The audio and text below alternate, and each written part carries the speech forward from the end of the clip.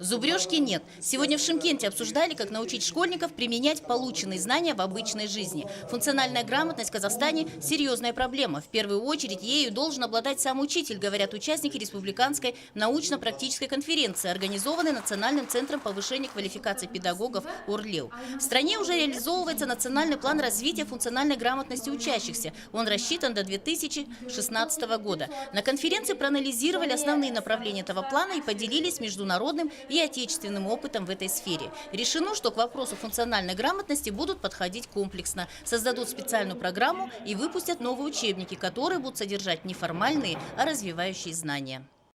Например, исследование ПИЗа показало, что из 65 стран, которые участвовали, мы, например, по математике занимаем 59 место.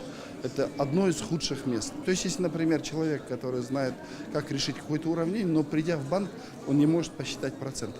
То же самое, например, по языку. Мы вступаем в ассоциацию международную, которая занимается изданием учебников, и там общий подход. Учебник должен быть развивающий.